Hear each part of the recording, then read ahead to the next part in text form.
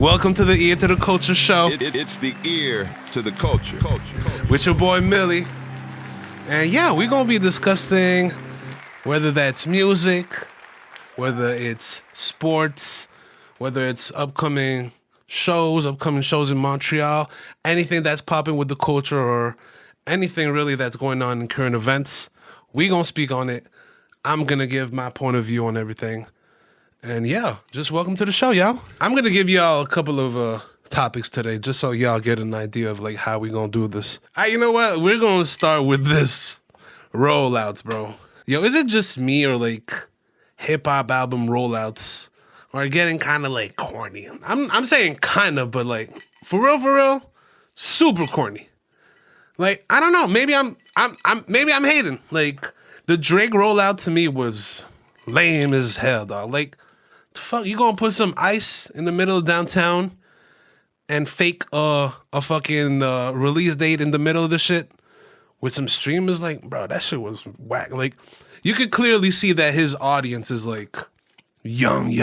Like, I'm not even talking about like 25ish. I'm talking about like 18 and 20s, because that's the whole streaming community. Like, it's young people. Like, I'm not in that shit no more. Like, I ain't young no more. I got kids. Fucking 33 years old. I'm done with that shit. But yeah, I thought that shit was super lame, but I feel like a hater because everybody was fucking with it. I see everybody posting it, everybody excited. Like, from the start, I'm not the biggest Drake fan. I'm a huge fan of whenever he goes R&B, which is opposite to a lot of people. A lot of people like his raps, but whenever he's like rapping, like mob ties and all that bullshit, I'm like, bro, shut the fuck up. You from the suburbs, bro. Like, stop that shit. Like, stop. You don't have, like I said with a lot of shows, like, you don't have to fake it to kick it, bro. Like, stop it. Like, all that, like, adopting different fucking accents, bro, you need to stop it. It's ridiculous. You have, like, 5 different accents. It's ridiculous. It's inauthentic. I don't know. Maybe it's just me. I'm used to the old school shit. Like, even the J. Cole rollout was kind of, like, crazy to me. Like, I'm going to take my old fucking Honda Civic, ride around town, bumping my CD or like tape, whatever he fucking was doing, like to show his like humbleness or whatever. It's fake. It's like, bro, I drive a fucking Honda Accord right now. If ever I get big, I'm not going to go back to that shit because people around that are like from the block or like still living that will look at me like crazy. Like, bro, why are you driving that shit? Like, it makes no sense. That rollout was stupid as hell. Like, maybe it's just me though. Like, but I'm used to like rollouts from like back in the days. Like, for example, like the first rollout to me that was like pretty insane as a young child was the whole, I would say after the first 50 Cent album, whenever G-Unit Beg for Mercy, that shit came out. Bro, that was crazy. I was maybe, 10? 12? Nah, older than that. I think I was like 14, whatever. But when that shit started coming out, it wasn't only the album. Bro, there was a clothing line done by Echo that was everywhere. Even in Canada, bro. Even in Montreal, we had stores selling that G-Unit shit everywhere. Then they had the fucking G-Unit Reebok shoes. G-Unit was everywhere, bro. It was, that was a fucking rollout. Like, everybody was aware of this shit. It was insane. Or even if I go back to like Kanye, like when he came out with Dark Twisted Fantasies, that was a crazy rollout.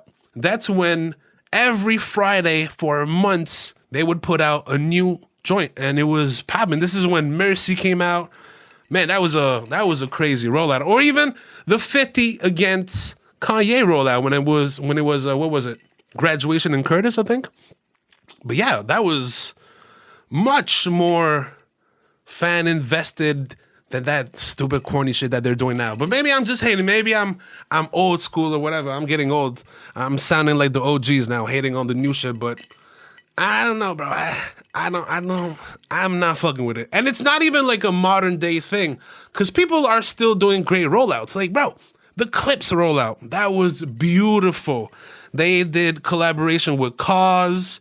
There was clothing, the whole losing my parents, and I'm speaking about it. It's beautiful, bro. That was a beautiful rollout. So it's possible, it's doable. It's just for some reason I don't know. I don't know if it's because they're targeting way too young people or like, I don't know, bro. I'm just not fucking with it. It's whack to me. It's super whack. Now another shit that I do want to discuss that I'm seeing a lot online and it's kind of pissing me off. It's y'all playing on Lil Jon's name, bro. Like y'all playing with Lil Jon. Y'all not giving him his credit. And a lot of shit that I'm seeing is that people are saying that, yeah, he reused the same beat and over and so that shit. People that say that shit have no fucking idea of his real discography or don't know what the fuck they're talking about. The top hits that the fucking mainstream artist chose, of course, it's all gonna be the same. They want the same hit. They knew it worked, so let me get the same beat. That's exactly like when Usher's shit came out. Like the synths, that was back when he was popping. Everybody wanted that sound. So whenever record labels would send their artists to Jon, what the fuck you think the artist is saying? Oh yeah, I want that number one shit. So he's like, but yo, I got this other good shit on the side. But no, we want the synth. Where's the snip? Where's the synth? Where's the snap? Where's the 808? Where is the fucking ATL snare? Like, bro, it's like, bro, it's that's not on him. Like, it's the mainstream artist. So there, we had Snap Your Fingers has also that synth, but that's the mainstream shit. Like, that is what the artist was looking for. Yo, Jon was so hot during that time that all the fucking record labels were sending their artists to Jon. I've seen video of this shit. Like, there's video online, and y'all could research this, where the artist just comes to Jon's house, and Jon's like, all right, we gonna cook from scratch. What you want?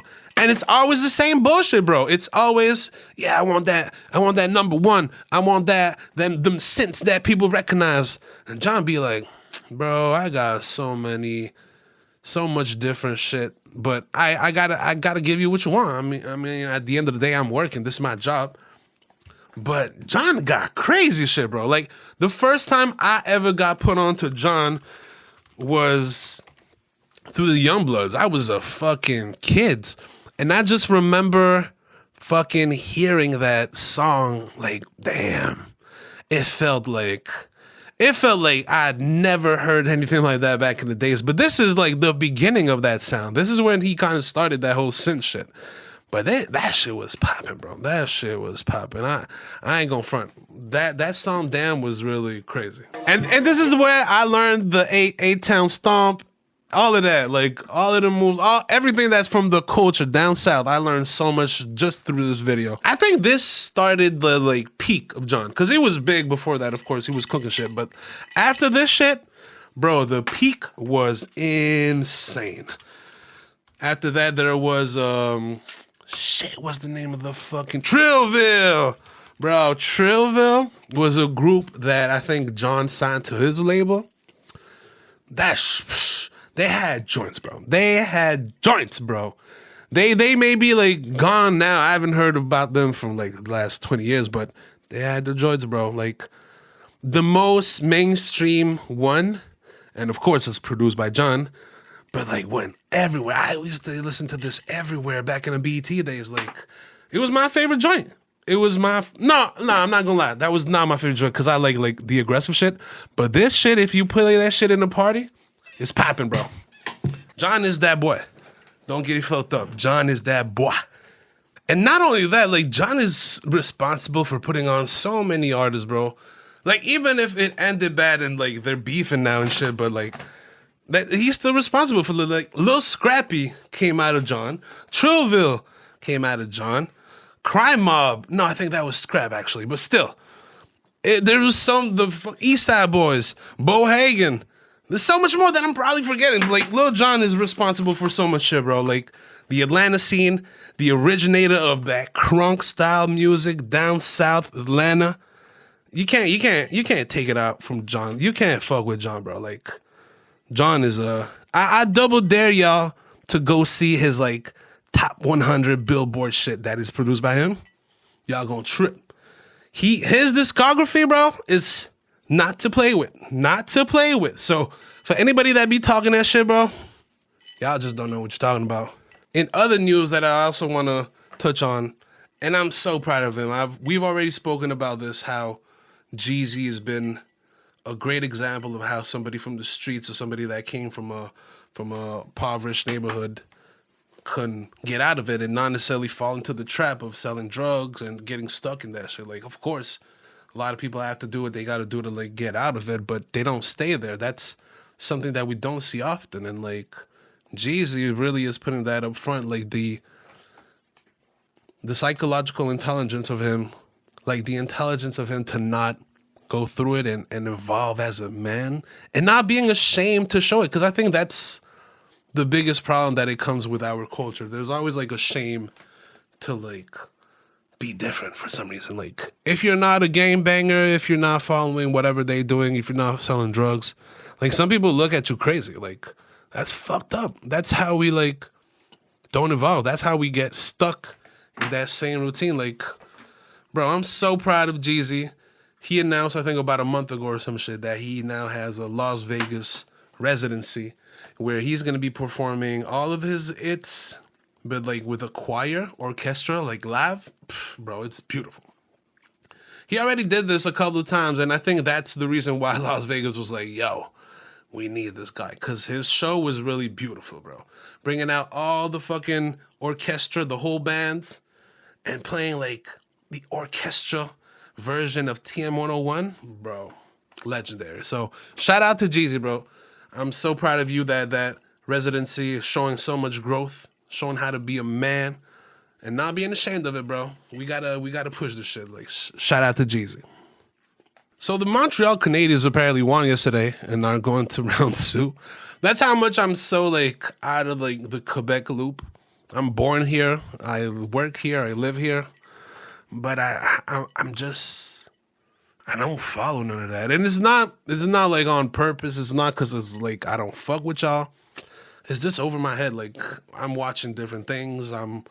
We're on different frequencies. I'm no disrespect. I don't follow that shit. If it wasn't for like Instagram, I wouldn't even know what the fuck is going on. But shout out to the Canadians, bro. We're doing this shit. Yo, something that really needs to be addressed, and it's like kind of crazy that it's still going on and nobody has tried to like fix it. This whole Ticketmaster bullshit, bro. It's crazy, bro. Like I was trying to see if I could get tickets to Don Toliver because I fucks with Don Toliver the long way. But yeah, I logged into Ticketmaster, tried to see what the prices were going through for the floor tickets. Bro, y'all ain't gonna believe me. Floor tickets for the Don Toliver upcoming show at the Bell Center were fucking $900. That's without tax. That's without their service fees. Bullshit. So you gonna be paying the whole K for a fucking ticket? Bro, that makes no sense. You know, the accessibility for concerts has been disappearing. Like back in the days, almost everybody was able to like go to concerts. You would have to save up if you was really poor, but like everybody was able to access fucking concerts. Nowadays, you only the rich. It's only the rich. I am a middle class worker, and I'm not broke, but I'm not doing super good. I can't pay that shit. I got kids. I got a car note. I got a apartment to pay. Nah, bro. Like 900, a whole thousand, un bâton complet, a whole K. Nah, dog. Y'all tripping. And what's even crazier about the whole situation is that they've leaked emails where the CEOs of this crazy-ass company is blasting their clients and saying how dumb we are to be accepting to pay all this shit. Like, they're laughing at our stupidness in front of us and charging us 10 times the price that they should. And they're treating us like fucking rats. But bro, how is this even like allowed? Like, I don't even understand how the government could let this shit go. Like, there should be regulations against that shit. The same way qu'il y a des lois for like, or monopole or bullshit for it to not happen. Somebody needs to check in with Ticketmaster, bro. That makes no sense. $900 for a ticket, un bâton complet, a whole K, a stack for a ticket, one ticket. Nah, bro, makes no sense. Bro, I remember going to go see Kanye at the Bell Center. I think it was the Glow in the Dark tour. Probably the best shit I've seen in my life. It was Kanye, Lupe Fiasco, I think Pharrell was there, and fucking Chris Brown. Those are fucking 4 major artists. And the ticket for the floor seats, I don't think I paid more than $150, bro. And I know, it was a long time ago, 15 years ago, 10, whatever it is. But you can't say that inflation went from 150 to a fucking $1,000. Nah, bro, you fucking playing with me. You thinking I'm stupid? Nah, bro, you playing with me. It makes no sense. So fuck Ticketmaster. I'm missing out on a bunch of shows, but fuck Ticketmaster. Somebody needs to check them out, bro. Somebody needs to audit them motherfuckers, bro. Poke their audit them motherfuckers. In other fucking crazy news, bro, this whole David situation is something that I never thought I would see. Like it's a movie, like, bro. It's crazy. I never heard about him before this whole thing. Never, ever. Like, but apparently he was kind of like. Not kind of. Apparently, he was big. He was touring like worldwide, doing shows. I had never heard of him, but the whole thing is that they found a fucking dead body in his trunk, in the trunk of his Tesla, and not only was like dead, it was decomposed. They had chopped arms off. I think like missing a whole eye. It was crazy. And he finally got arrested. But like now that he's arrested, people are pulling out like his old interviews and shit, and he comments on certain things that now people are like associating it to the death and him killing somebody. It's crazy. He's a psychopath. You could tell by the way that he's talking about, I'm reincarnating a person that killed somebody, but I'm also a detective, so I'm trying to solve my own murder. Bro, he's a fucking psychopath. It's insane. And what makes it even crazier to me is being able to do all that shit and just go on with your life. I know it sounds like, yeah, people could do that, but still, killing and dismembering somebody I think that's something that stays on you. Like that traumatizes you to the point where I don't think you could function normally again, or like you were. Like for sure it has an impact on your mental. You can't tell me the opposite. But this motherfucker went on with his life, his career, his tour. He even made a whole rollout out of him being free now. Like, bro, it's insane. It's insane. I really hope that not only he gets life in prison, but man, they need to learn a lesson about how they're playing with the youth, bro. You can't be 21 or whatever, 18 and dating a 13-year-old girl. You can't be 21 and dating like a 13-year-old girl, bro. That's crazy, bro. Like, nah, bro. Like, ugh, it's all scary, bro. It's rest in peace to that poor girl, yo. Like, it's really scary. If y'all don't know what I'm talking about, go watch the fucking Genius interview where he's talking about killing somebody and blah. It's insane. He's basically detailing everything that he did, but like in a metaphorical way. It's crazy, bro. Fuck this motherfucker. Yo, is it me or like recently I've been seeing a whole lot of cases of teachers sexually assaulting their students, but specifically women. It's crazy. What's going on? Like, am I missing a piece here that this is something that happened a lot, almost as much as with men, if not more? I didn't think it was a thing. I didn't think that shit happened that much.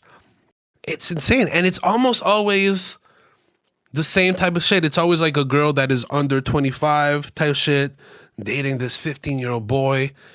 And she's basically teaching him everything about sex. And the boys aren't necessarily complaining or going to like their parents in trauma, but it's still morally really fucked up. You're in a position of power where these kids not only have to trust you, but they spent fucking days with you. So it's really easy for you to like abuse that. So I think that's the crazy part about the whole, it's the abuse of power, but I don't know, bro. It's crazy. It's a crazy subject. It's the ear to the culture.